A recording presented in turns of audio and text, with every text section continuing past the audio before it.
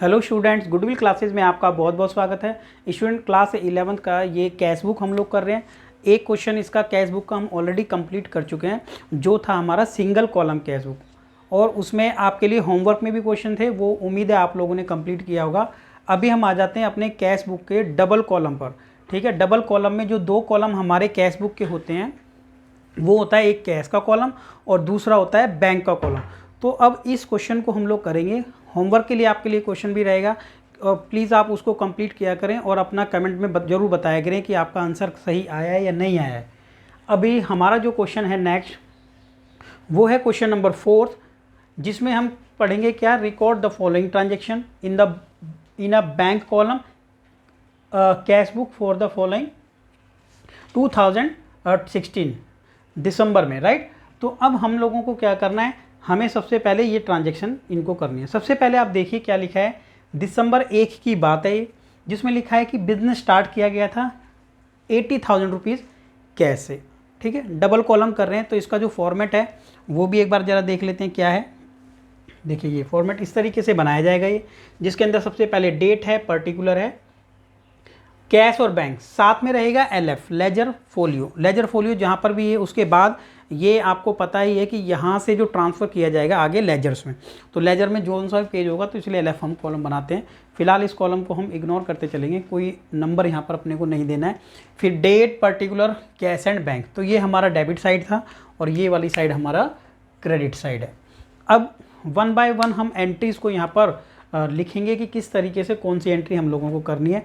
तो सबसे पहले हमारा क्वेश्चन देखें, तो क्वेश्चन में जो सबसे पहली एंट्री में लिखा है कि बिजनेस स्टार्ट किया गया है ₹80,000। तो जो बिजनेस 80,000 रुपीज़ से स्टार्ट किया गया होगा, तो इट मीन्स हमारे अकाउंट के अंदर जो कैश आया है फ्रेश, ठीक है, ओनर ने बिजनेस स्टार्ट ही किया है, तो जब कैश बुक में 80,000 रुपीज़ का अमाउंट आएगा ना, तब हम उसको लिखेंगे कैपिटल।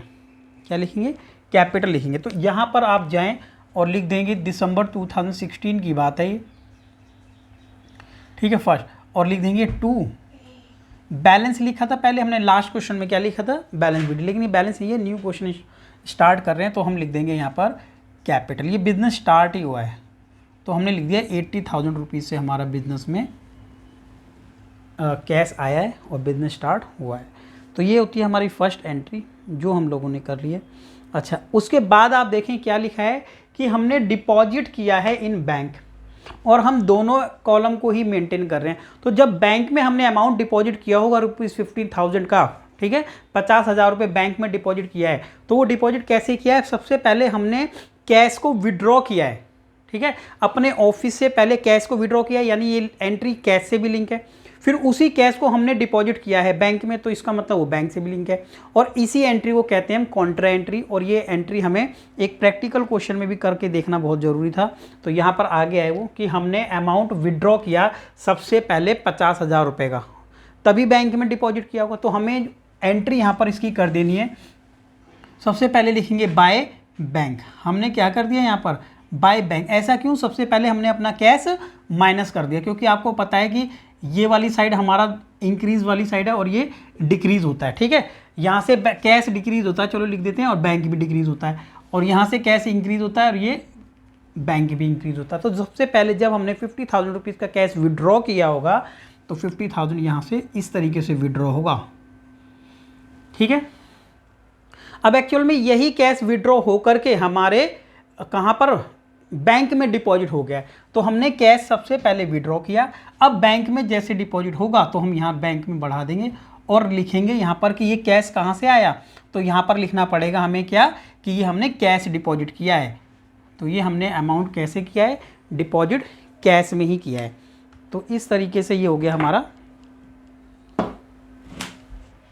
ठीक है, चलिए, तो अब हम क्या करते हैं, यहाँ पर इसी एंट्री को ध्यान रखें स्टूडेंट, यही वो एंट्री है जिसको हम क्या कह देते हैं, कॉन्ट्रा एंट्री कहते हैं। इसी को क्या कहते हैं, कॉन्ट्रा एंट्री। यानी ऐसी एंट्री जो बैंक और कैश दोनों से ही रिलेटेड हो, तो ऐसी एंट्री को ही हम कॉन्ट्रा एंट्री कहते हैं। तो ये हम लोगों ने अभी कर लिया है। अब उसके बाद जो नेक्स्ट हमारा है वो समझते हैं। देखिए, उसके बाद की एंट्री में ये एंट्री है। ठीक है, नीचे से देख लेते हैं, स्पेस भी दिखा रहेगा आपको। ये देखिए क्या लिखा है सबसे पहले कि कैश रिसीव, कितना रिसीव हुआ है, receive cash from Rahul, Rahul से हमें 1000 रुपीज़ का कैश रिसीव हुआ है। जब कैश रिसीव हुआ है तो हम कैश को ही इंक्रीज करेंगे और यहाँ पर लिख देंगे टू राहुल, और साथ में अपने को जो भी डेट्स हैं वो लिखनी है, कि जैसे दिसंबर 10 है तो डेट भी लिखते जाएं, दिसंबर 10 की बात है। अब राहुल से कैश रिसीव हुआ तो कैश इंक्रीज कर देंगे और 1000 रुपीज़ से इंक्रीज कर देंगे, तो लिख दिया हमने 1000 और राहुल से। क्लियर, ठीक है, नाम लिख दिया राहुल और रुपीज़ 1000 कैश इंक्रीज कर दिया हमने। नेक्स्ट उसके बाद जो एंट्री आती है हमारी होती है बॉट गुड फॉर कैश।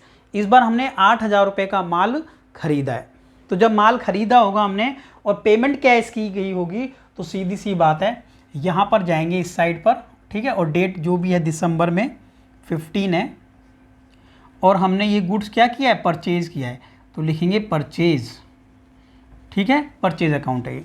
और हमने 8000 रुपये का गुड्स खरीदा है और पेमेंट किया हमने कैश में, तो हम कैश ही घटाएंगे।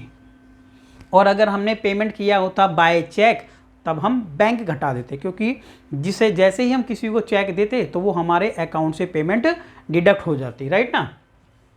चलिए उसके बाद हम आ जाते हैं 22 पर, ठीक है, दिसंबर 22 है ये, बॉट गुड्स बाय चेक। इस बार फिर से आपको ये समझ आ जाएगा कि जब हमने गुड्स परचेज किया है और पेमेंट बाय चेक की है तो पेमेंट तो गई है, तो पेमेंट जाती है तो हम इधर ही लिखते हैं, ये तो कंफर्म है, और लिख देंगे दिसंबर 22 में इस बार हमने पेमेंट की है बाय चेक और गुड्स परचेज किया है, तो सीधा लिखेंगे बाय परचेज। क्या लिखेंगे, बाय परचेज। और पेमेंट हमने कितनी की है, पेमेंट हम लोग कर रहे हैं यहाँ पर 10,000, लेकिन बैंक से, तो अब हम यहाँ पर बैंक अमाउंट में लिख देंगे, राइट स्टूडेंट। तो ये भी आप लोगों को क्लियर हो गया होगा, ठीक है, कि किस तरीके से हमने ये किया है, ठीक है। उसके बाद नेक्स्ट जो हमारी एंट्री आ जाती है 25, paid to Shyam by cash. इस बार हमने श्याम को पेमेंट किया है और कैश पेमेंट किया है, ठीक है, paid to Shyam by cash 20,000 rupees, तो यहाँ लिखेंगे दिसंबर 25 और ये हमने पेमेंट की है तो लिख देंगे बाय श्याम, ठीक है। हमने श्याम को पेमेंट की है और कैश में पेमेंट की है 20,000, तो हम लोग कैश में ही डिडक्ट करेंगे 20,000 रुपीज़, तो ईजी है ये वाली एंट्री। उसके बाद आ जाएंगे 30, दिसंबर 30 में क्या किया है, Drew from bank for office use ₹2000। देखिए 2000 रुपये का अमाउंट हमने बैंक से विड्रॉ किया, इट मीन्स कि बैंक से पेमेंट कम हो गई है, तो माइनस कर दो 2000, ठीक है, बैंक से हमने पैसे क्योंकि विड्रॉ किया है। अब विड्रॉ किया है तो जनरल एंट्री भी आप याद कर लो, जब बैंक से पेमेंट निकालते थे तो कैश बढ़ जाता था, cash account debit to bank, इस तरीके से होती थी जनरल एंट्री की बात करें तो। अब जब ये कैश हमने निकाला, ठीक है, ये आपको मैंने पहले ही बता दिया है कि ये एंट्री कॉन्ट्रा एंट्री है। क्यों, क्योंकि दोनों, जब कोई भी एंट्री हमारी बैंक और कैश से रिलेटेड है वही एंट्री हमारी कॉन्ट्रा एंट्री है। तो ऐसी कॉन्ट्रा एंट्री के लिए ना हम यहाँ पर सी लिख देते हैं, ठीक है, ये थ्योरी में भी हमने पढ़ा था। तो ये 2000 हमने लिख दिया है कॉन्ट्रा एंट्री। अब यहाँ पर लिख देंगे कैश। अब ये हमें रीज़न होता है एक तरीके का, ये पर्टिकुलर क्या है, रीज़न है कि 2000 बैंक कम हुआ, रीज़न क्या है, कैश, मतलब कैश निकाल लिया है ओनर ने, ठीक है। अब ये कैश कहाँ चला गया है, ये चला गया हमारे फर्म के अकाउंट में, कैश में। तो कैश जब यहाँ पर 2000 हम इंक्रीज़ करेंगे, ठीक है, 2000 रुपीज़ जैसे ही यहाँ पर इंक्रीज़ करेंगे, अब यहाँ पर भी हमें रीज़न पता करना है कि भाई ये कैश कहाँ से आया है, तब हम यहाँ पर ये रीज़न बता रहे हैं कि कैश आया है बैंक से आया है, कैश चला गया है, ये बैंक कम हो गया 2000, कहाँ चला गया है, कैश की रीज़न से, ठीक है। और दिसंबर 30 की एंट्री है और कॉन्ट्रा एंट्री है, तो दोनों तरफ लिखते हैं सी। तो आप लोगों को इस क्वेश्चन में कॉन्ट्रा एंट्री प्रैक्टिकली किस तरीके से करते हैं वो भी आप लोगों ने समझ लिया। और डबल कॉलम कैश बुक का बहुत अच्छा ये एग्जाम्पल है, ठीक है, जिसके अंदर लगभग 2, 4, 6, 8 एंट्री आपको दी हुई हैं। तो बहुत अच्छा ये क्वेश्चन है, ठीक है, अच्छे से इसको प्रैक्टिस करें, एक बार फिर करें, और फिर जो 2 क्वेश्चन और होंगे ना आपके लिए वो आप लोगों को करने हैं, वो आपके लिए अभी बता देंगे क्या है। उसके बाद आ जाते हैं स्टूडेंट 31 पर, right. Paid rent by cheque. अब आपको पता है कि हमने रेंट तो पेमेंट किया है, तो कंफर्म है कि हम क्रेडिट साइड जाएंगे जब पेमेंट करते हैं तो, ठीक है। तो नेगेटिव साइड यही है, माइनस यहीं से करते हैं। अब जैसे ही हमने यहाँ पर दिसंबर में 31 को रेंट पे किया तो यहाँ लिख देंगे रेंट। अब ये रेंट अगर हमने पेमेंट किया होता बाय कैश, तो बाय कैश किया होता तो यहाँ माइनस करते, बट ये तो बाय चेक पेमेंट किया है, तो चेक से पेमेंट किया है तो हम माइनस कर देंगे अपने बैंक को। अब आप देखें कि ये एंट्री हमने कंप्लीट कर ली है, ठीक है। आप इन एंट्रीज को एक बार दोबारा से देख लें कि किस किस तरीके से हम लोगों ने किया है। लास्ट में हम लोग इसको क्या कर लेते हैं, बैलेंस करते हैं। और बैलेंस करने के लिए क्या है हमारा तरीका कि हम इसको ऐड कर लेते हैं दोनों से, ठीक है ना, ऐड। और हमेशा क्या रहता है, ठीक है ना, तो थोड़ा ये 1 मिनट यहाँ कर लेते हैं, कोई नहीं, देखिए, ठीक है, स्पेस ले लिया थोड़ा, वहाँ पे भी कर सकते हैं। ऐड करें इसको तो ये वाली साइड ऐड करते हैं सबसे पहले, ये आ जाएगा 83,000, ठीक है।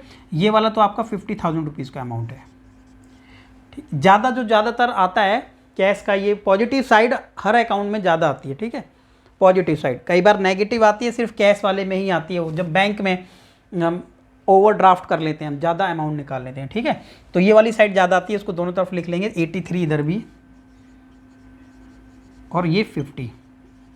बैलेंसिंग करने का वही मेथड है जो आप लोगों ने पहले किया है। यहाँ पर जो भी बैलेंस बच के आएगा उसको क्या कह देते हैं आप लोग, बैलेंस CD, ठीक है। तो अब हम 83 में से जैसे ही लेस करेंगे अपना ये 50 और 70, 50 था ये और 20 ये 70 और ये हो गया 78। अब जैसे ही हमने 78 माइनस किया, इट मीन्स यहाँ पर बच जाएगा कितना, 5000। और 50 में से जैसे ही हम ये माइनस करेंगे 10 और ये 2 और 1 3, 13,000 जैसे ही माइनस करेंगे तो बच जाएगा 37,000 रुपीज़। अब ये 37,000 रुपीज़ जो हमारा आया, अब इन दोनों बैलेंस को यहाँ पर क्या लिख देते हैं, टू बैलेंस BD, और लिख देंगे 5,000 एंड 37,000। ये हमारा बैलेंस BD आ गया, जो कि 2017 में चला जाएगा। इस बार कब चला जाएगा, 2017 एंड जनवरी 1 का बैलेंस हो जाएगा ये, ठीक है। और ये बैलेंस कब था, अगर हम कहें तो ये अभी दिसंबर में ही 31 को ये हमने बैलेंस किया होगा अमाउंट, ठीक है। तो ये हमने बनाया है अभी प्रॉपर तरीके से डबल कॉलम कैश बुक।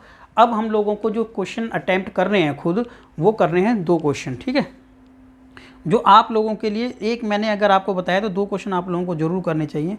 तो 2 क्वेश्चन में एक तो क्वेश्चन नंबर 5 चाहिए, आप इसको देख लें, ठीक है, क्वेश्चन नंबर 5। तो इसको आप देखें कि ये क्या क्वेश्चन है, ये आप लोगों को खुद अटैम्प्ट करना पड़ेगा, ठीक है, अच्छे से आप लोगों को समझ आएगा ये। और कोई भी डाउट होता है तो आप लोगों को कमेंट सेक्शन में ज़रूर बता देना है। तो देखिए ये है क्वेश्चन नंबर हमारा 5, ठीक है, जिसके अंदर लिखा है prepare the bank column of cash book and cash, दोनों डबल कॉलम बनाने हैं, ठीक है। तो समझें इस क्वेश्चन को क्या क्या ये लिखा हुआ है। तो ये था हमारा क्वेश्चन नंबर 5। उसके बाद एक क्वेश्चन और हम लोगों को करना है, वो है हमारा क्वेश्चन नंबर 6, ये, ठीक है, ये वो 5th था और ये क्वेश्चन नंबर हमारा 6 भी है। दोनों के आंसर भी दिए हैं, आप लोगों के प्रॉपर तरीके से मैच करने हैं। थोड़ा यहाँ पर लिखा है, दिखने में प्रॉब्लम होगा, सेल गुड्स ऑन क्रेडिट लिखा हुआ है ये, ठीक है, तो बाकी आप समझ ही जाएंगे। और यहाँ पर लिखा है Rohan's cheque deposit into the bank. तो ये इस तरीके से क्वेश्चन यहाँ पर लिखा है, थोड़ा स्क्रीन बड़ी करके भी एक बार आप देख लीजिए, ठीक है। क्वेश्चन नंबर 5th और 6th ये देखें,